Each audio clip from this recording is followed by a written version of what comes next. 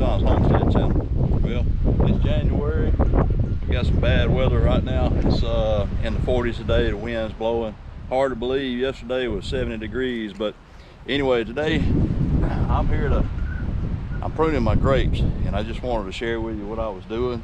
It's a perfect day for it. It's good and cool. They won't bleed. You want it kind of cool when you prune them.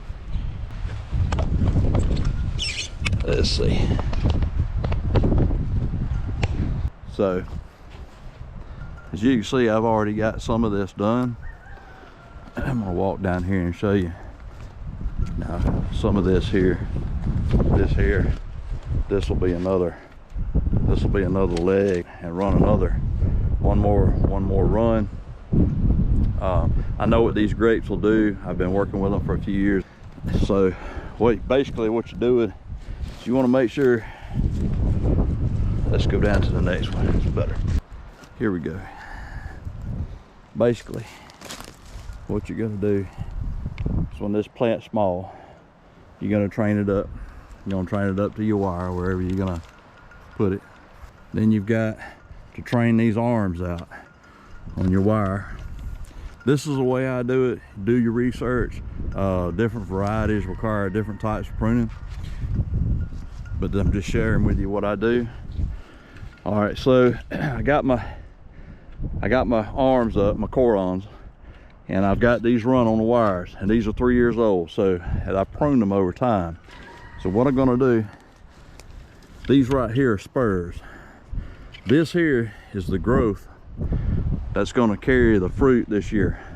It's gonna come out of these spurs, believe it or not. It's gonna hang almost to the ground, and well, halfway down. If you saw some of my other videos, you could see that you can see the growth on them. But this is gonna come out. It's gonna grow about halfway down, form a curtain, and it'll produce fruit. This is an aggressive pruning, but for this varieties, it produces a lot more fruit. These are large variety grapes here. I've got some gold, and I've got some bronze. And anyway, what I'm going to do this year, is I'm going to take, I've already created these 2 cordons. I want to come down and put another wire here on my arbor, and I'm going to take these, and I'm going to train 2 of them up to one side, and I'm going to train 2 back to this side. And then over the course of this year, the best one I'll select. Next year when I prune, I'll actually just prune the one I don't want, and this will be my new cordon. And then the process starts again. I'll keep this pruned, and every time it puts out shoots, I'll prune it back, and it'll create a spur, and that spur is where I'll be getting fruit. Now, I know some of you probably noticed that these are really, really close together. All right, so this is like 3rd year. I haven't chose my spurs yet. There are plenty that look really good. Next year, what I'll do is I'll go in here and hand width. I'll go between one spur and the other, and then I'll cut everything out. I'll keep those 2, and then these will be gone. So these here are perfect. There's already a hand width between them. These 2 spurs I'll keep. This one I'm going to keep for another year. I'll probably get rid of this one next year. So what this will do is these will make these spurs, they'll get bigger over time, and they'll actually put more out. And I'll show you on the next one right here. That spur will grow out. It'll make another shoot, and it'll make another shoot. So this spur right here, there are 1, 2, 3. There are 3 spurs off the main, and those will create new growth this year, and they'll hang down, so you've got a lot of new growth in that one area. Same thing, these are really, really tight together. What I'll do is next year come in here, and I'll prune out my spurs. My spurs aren't quite big enough. So that's what I'm doing. It worked really great last year. Lots of fruit. So this here, same thing. I've picked 2. I'll probably do away with this one right here and then keep this, use that as my second cordon here, going in that direction, and take this here, put those 2 on my wire going this way, and this will be, I'll choose one of those for my cordon for that direction. So this down here, this is the one I have not pruned yet. I'm just going to set the camera up and I'm just going to prune and let you watch. I'll show you right now that the process, okay, say it looks like a jumbled mess here. So this is my main spur here. This is another shoot. So what I'm going to do is I'm going to count 3 of these little buds, 1, 2, 3, and I'm going to cut past that. And I'll cut that off, I'll prune that off. Same thing here, 3 buds, there's one there, and I cut it off right here. So I'll go through the whole thing and I'll do these and it'll look just like the other ones. Same thing, I'll probably choose one of these cordons here, one of these to create my cordons for the lower. But that's basically it. So here we go. It's really cold. I'm gonna put my ear muffs on and listen to some music, keep my ears warm. So just bear with me.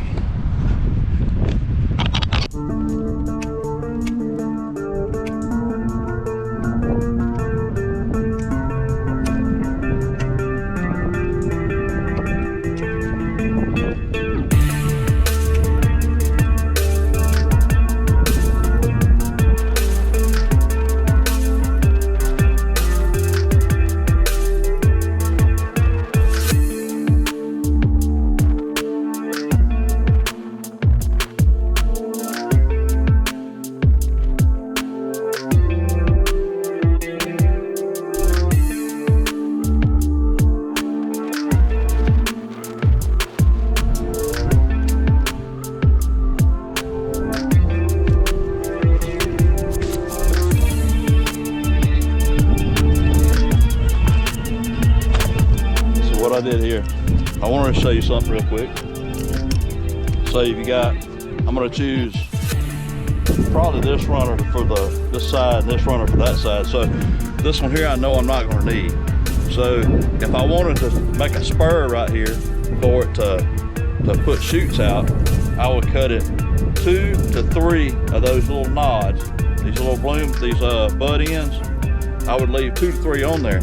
But if you want to keep it clean here and you don't want any growth, go down here, you see this collar right here, there's a little knot right there. You want to stay kind of close to that collar and cut it. Now it might grow a little shoot out there, you can trim it off later. You can even trim that during the summertime, but you keep that prune back and it'll grow over and it'll be solid there. So like this one here, I don't want any growth coming out of it. We'll do away with it. Just wanted to share that with you.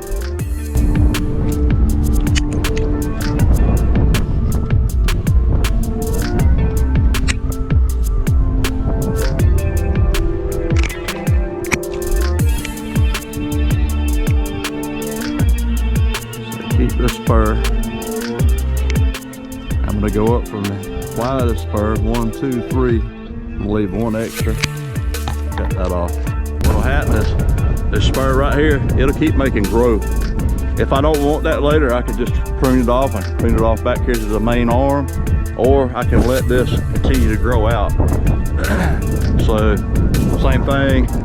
Eventually I have to go in here and I have to take these spurs, all these spurs I just created, I have to go in here and prune these out.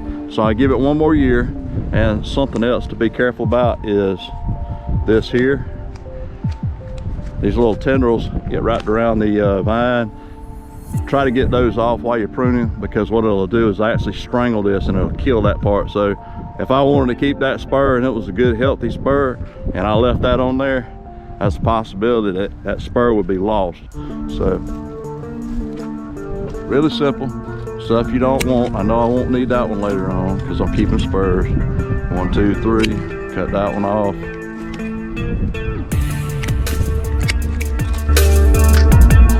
That's it.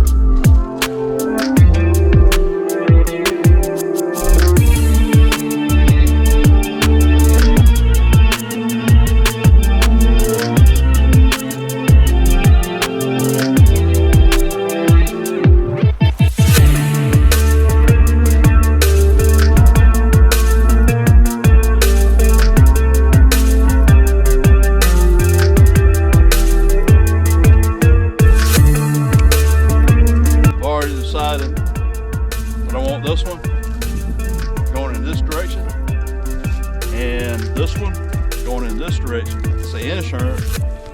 I'm gonna keep this cord on and I'll prune this out later. If this one outgrows this small one, I may just use this. I'll drop it down on my run and run it this way and keep everything up high, which that may be what I wind up doing anyway. It's January. It's time to start thinking about that garden. I'm gonna be tilling the ground just as soon as it gets dry enough. Try to use a little bit of frost we have left this year for to kill the roots.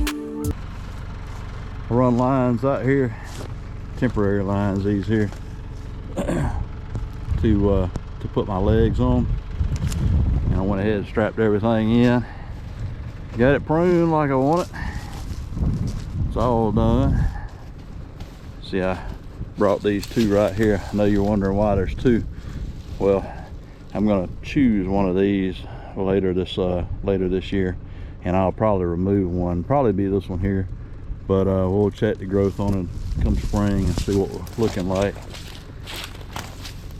You see all these spurs up here. Be lots of fruit this year. These I'll go back and I'll thin these out in another year or two when I get more growth on the spurs. Another good one. Be lots of fruit again. These two here showed out this year. Got some of the mess cleaned up down here below them. Continue to work with that.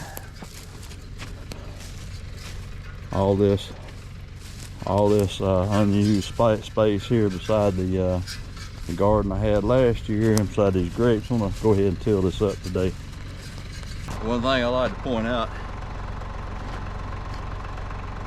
is it is almost 70 degrees out here today, and that's a big jump from the 40s that we were in the other day.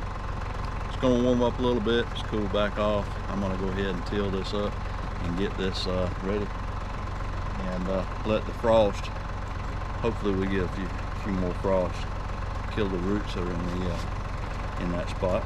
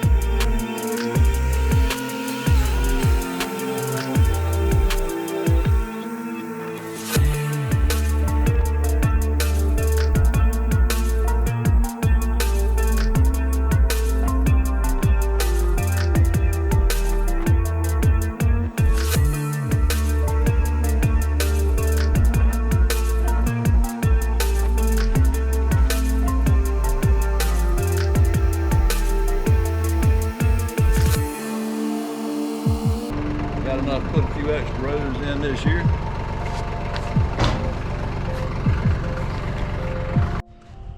Hey, welcome back. Well, today I'm just getting some grapes finished up. I've already got temporary lines strung up here. I've got my upright braces tied to those lines, and I'm just going to go in and go ahead and start training these up. I'll go back in and replace these strings with wire later on, and I'll show you how to build the braces on the end. So I'm just going to let it roll today. Got a lot of wind out here today. Got the chickens over there in a crowing contest, so I'm just going to switch sound off and go ahead and do my thing. You can let you watch. It's not a whole lot to it. Come in, select there are two here. Let's see, I don't know if you can see me over there, but there's two legs here. I need to run those up, start them on the lines. These are singles. We'll just use a tape gun and tape those up. This thing right here is really nice when you have young plants like this and you have a lot of them to train. Just temporary ties for it. And of course you're going to need a pair of pruners. With that said, I'm going to go ahead and get started. Cut the sound off. I appreciate you coming. If you like the video, give it a thumbs up. Please consider subscribing. There'll be a lot coming this spring. Going to expand the garden just a little bit, put a little bit more food in the freezer.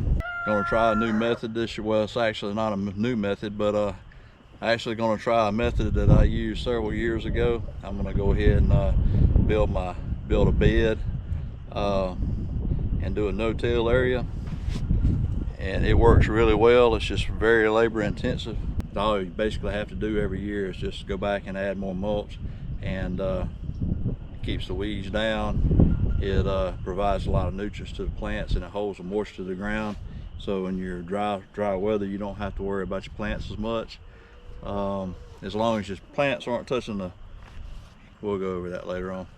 Anyway, just wanted to share that with you today. I'm gonna go ahead and get started.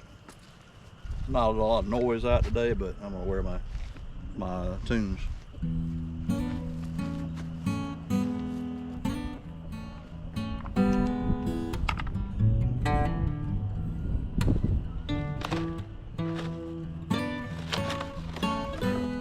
I know you just saw me pull one of these off.